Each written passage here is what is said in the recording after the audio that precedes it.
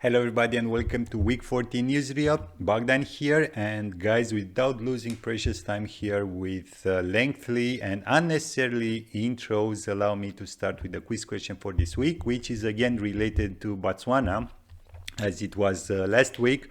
So the question is the following: from where did Botswana imported the most in terms of value, of course, in 2020? And the options here are Namibia, Belgium, or South Africa.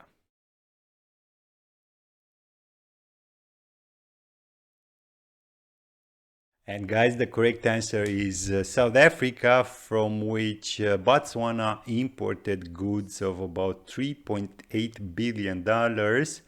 And with this being said, I'll now move on to the Freightos index, which for week 14 stood at $9,280, with Europe to South America, East Coast, and North Europe to China sub-indexes as the big movers, and we have a 10% increase for the former and a 9% decrease for the latter. Now moving to the main sub-indexes here, I will begin with the Trans-Pacific head hauls, and we have $15,817 for the one connecting China to North America West Coast, and $17,148 for the one connecting China to North America East Coast. For the crossways ones, China to North Europe sat at $12,031, while the other sub-index connecting China to the Mediterranean sat at $12,727, down 5% compared to the previous week. So guys, we have another week in which the general index went down, and from what I've read last week, it seems that the shipping lines are facing some strong headwinds for the short term. And I wouldn't say that the part is over for the shipping lines, or that from now on the index is going to move only downwards. But the idea is that things are happening. The contract and the spot rate spread is getting smaller for the China to North American trade lane. The volatility is getting bigger. So yeah, I think that the next couple of months are going to be quite interesting, and frankly, I wouldn't be surprised to see the alliances flood their customers with messages regarding blank sailings in order to somehow better manage their capacity, and of course to try and keep the freights elevated as much as possible in order to squeeze every last penny from their customers. But anyhow, moving on to the news here, my first one comes from Maersk's most recent advisory from the 8th of April regarding Greater China area, and basically the highlights are these. Several vessels will be omitting Shanghai, and for this Maersk implemented the contingency plan outlined in the detailed plan attached to this advisory here. The warehouses in Shanghai are closed, while the warehouses in Ningbo, Shenzhen, Xiamen, and Qingdao continue operations, of course, with the requirements attached regarding health and safety requirements. Terminals in Greater China area main ports remain business as usual, including here vessel operations, yard handling, and the gate-in, gate-out operations. While for the land side, the situation is again dynamic and subject to health and safety requirements as it was last week. As in the case also with last week advisory, again coming from Maersk, they are providing some relief packages in order to assist their customers, like free change of destination on import cargo into Shanghai port for vessels having ETA between the 1st and the 15th of April, or I don't know, another relief package is the free detention and demurrage on cancelled exports shipments from Shanghai with ETD interval between 28th of March and 15th of April. There are a couple of other relief packages. I won't read them all. You have the link in the description below, so please feel free to access that attachment. But the takeaway message here, at least for me, is that from a supply chain perspective and operations, things are quite normal given the situation, and there is no huge disaster as other media outlets or freight forwarders said in the last couple of days. And again, a lot of contradictory information about what is happening these days in China. The so-called gurus are again making headlines with their apocalyptic scenarios regarding the huge backlogs, long waiting times, and so on. But frankly, I didn't saw any of them showing some, I don't know, charts about the pre and during Shanghai lockdown indicators, just some print screens showing a lot of indeed crowded vessels near Shanghai area from marinetraffic.com.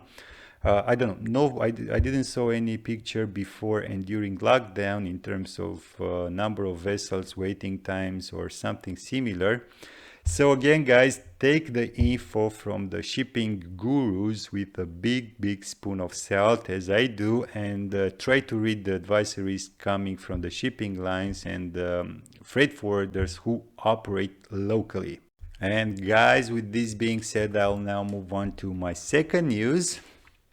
It's about CMA CGM. The news is coming from gcaptain.com, and basically it seems that CMA CGM acquired nearly 100% of Gefco, which is an auto transport company previously owned by the Russian railways and car maker Stellantis. The split was 75% the Russian railways and 25% Stellantis. And bam bam, guys, we have here the two magic words, Russian railways. So no wonder that the EU Commission authorized the acquisition this fast, given the sanctions coming from the European Union towards Russia. For the moment, the sum is not disclosed, but I bet it is well below the market price. As for the 25% stake held by Stellantis, well, according to Stellantis CEO, it was a matter of time, basically, as they wanted to exit this business anyway. But here, aside from the geopolitics, as I'm sure that there were other shipping companies from Europe interested in Gefco, I would be very curious to see how the valuation for Gefco went. I'm sure that Stellantis wouldn't discount as much their stake in Gefco like the Russian railways did. And I'm not an expert here on takeovers or mergers and acquisition, but for sure they have to follow some strict rules regarding valuation, goodwill, and so on, especially in the European Union. So for me at least, it seems quite strange to hear that the European Commission on Competition immediately authorized the acquisition from the Russian railways in, I don't know, a matter of weeks. It seems also that this news didn't have that much momentum in the media. And I repeat, it's not necessarily because CMA CGM expanded its operations into the automotive logistics, but because the EU Commission immediately approved this acquisition. And again, maybe I'm too paranoid here, but my common sense is saying that this is not the end of this story. And I might be completely wrong here, but we will see in the months to come if there are other developments. Until then, I will move to my next news concerning Maersk, who rebranded, or I don't know, resuscitated its air freight business called Stair Air into Maersk Air Cargo as an important step towards allowing Maersk customers to benefit from a unique combination of air freight integrated with other transport modes, as basically the demand for air cargo or end-to-end logistics services is increasing and continuing globally. I won't cover more about the press release other than the number of planes deployed and it seems that Maersk will operate a controlled capacity of 5 aircraft with another 3 freighters to be added to US-China operation from the second half of this year onwards up to 2024. So guys, it seems that we have shipping companies involved in the terminal activity, land transportation, both truck and rail. A couple of them are now involved in the air cargo business as well. And now I am really wondering where will they go next in their pursuit of closing the loop with the vertical integration. And if you ask me, their next step could be towards securing green shipping fuels. But this is not going to be an easy task even for the big boys. As for now, I see only Maersk, CMA, CGM, and Costco capable of venturing into the green shipping fuels. And the reason behind this is quite simple, really. All 3 shipping companies have both the money and the political backup. Simple as that.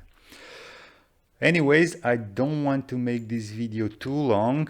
I will end here this story and I will move on to my last news coming from the European Union Commission on Trade Defense, as it recently imposed anti-dumping duties on imports of graphite electrodes from China, following an investigation which showed that Chinese graphite electrodes were being sold in the European Union at significantly dumped prices, and EU producers were unable to compete with such prices, injured them, and as a consequence, for graphite electrodes originating from China, we have now definitive dumping margins ranging from 23 to 74.9%. There is a relatively long report with 4 claims received from a producer based in Italy, a user of graphite electrodes from Russia, an importer from Italy, and the China Chamber of Commerce. We have a lot of data, not easy to read all the data. But if you're interested to find out how such investigations work, at least in the European Union, I highly recommend you to read this report. And guys, with this last news being covered, that was all for today. Thank you all for watching. Don't forget to hit those tiny buttons below this video. And as usual, until next time, keep your business safe. Thanks.